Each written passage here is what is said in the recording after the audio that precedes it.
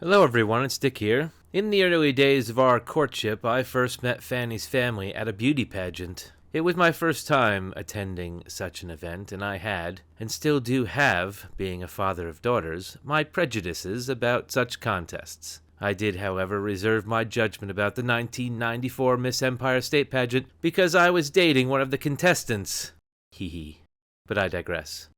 I had traveled down to some forgotten mom-and-pop hotel in the Catskills with a couple of Fanny's sorority sisters. Yep, she was the whole package. To see her compete. I didn't have a car of my own at the time and was reliant on one of the gals who did to get us there. If you can imagine, this was before smartphones and satellite navigation, so naturally we got lost and arrived late to the proceedings. We arrived just in time for the public speaking portion of the competition, Fanny's strongest category. She caught my eye during her speech and stuttered a little, smiling at me. When she concluded, the moderator announced to the audience, and more importantly the judges, to please note the future Mrs. Whistles only spoke for 1 minute and 45 seconds of her allotted 2 minutes. I had cost her the crown.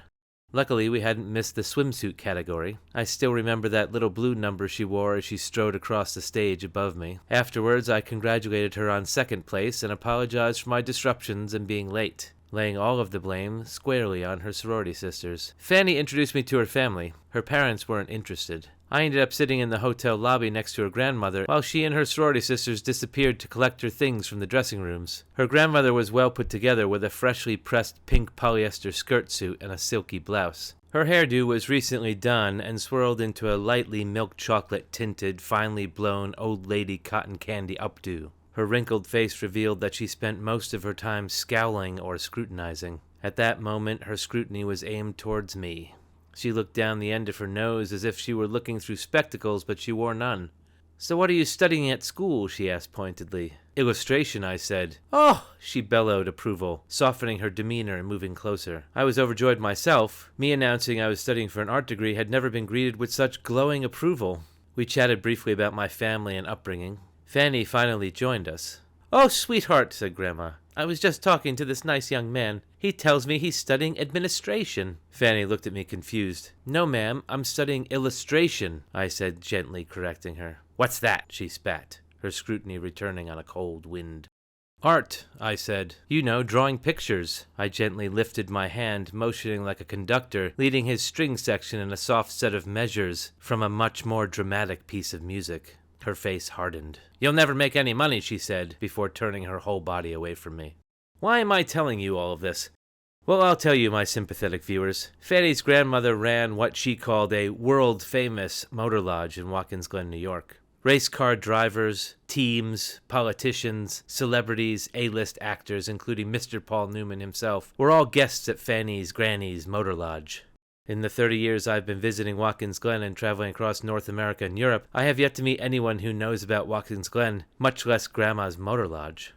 But this got me thinking, what makes something or someone famous? Is it name recognition, notoriety, notable deeds or achievements? Is there a minimum population of people required to know about a thing or person for it to be declared famous? I've been practicing my profession for 30 years. I have exhibited, presented, and performed around the world. I have won awards and have been included as an example of a practitioner of my craft in an MIT textbook. And when a Wikipedia page was proposed for me, it was rejected as I didn't have enough of the required notoriety to justify inclusion on the database. All of this brings me to my latest whistle stops destination, the Famous Tomato in Speedway, Indianapolis. At first sight, you'd think the shop was called the Famous Tomato. It is not. The sign emblazoned across the giant fiberglass tomato on the roof of the modest market refers to itself.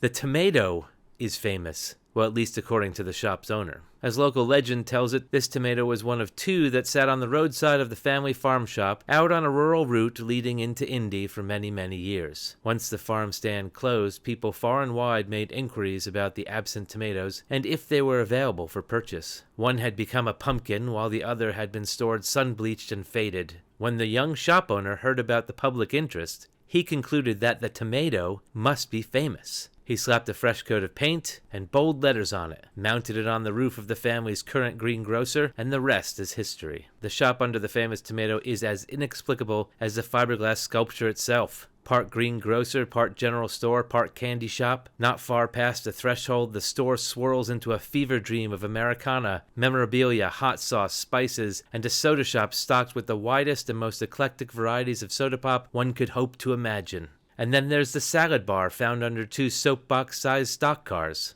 I don't understand it either, but I don't need to understand it to love it. The place is a nostalgic, tongue-in-cheek hallucination that could not exist anywhere else in the world than down the road from a 500-mile stock car racetrack in a state that has no helmet laws.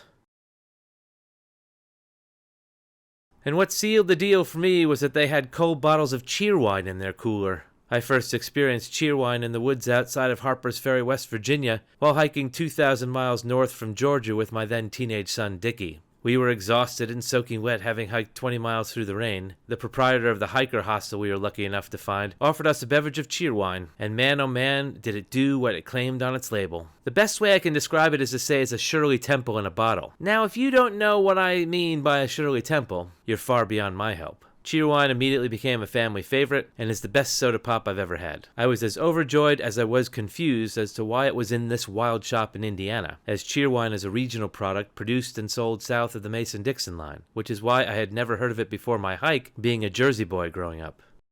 But again, I digress. You'll be attracted to the shop because of the tomato. You'll be drawn inside by the memorabilia on either side of the doors. You'll pause briefly just inside, asking yourself as to what kind of establishment this is. Don't ask the staff, I don't think they know either. Then you'll spot that one bit of candy you haven't had since you were a kid, and the wild ride begins. By the time you hit the till, you'll have a shopping basket filled with the contents of your childhood brain that would give your therapist a lifetime of material to unpack. You'll spend more money than you thought you had in your pockets, and when you get back outside into the real world, you'll question whether it all just happened. You'll turn around and know that it did because the tomato is still there, keeping vigil and providing testimony to your experience. Maybe it is famous. Or at least it should be.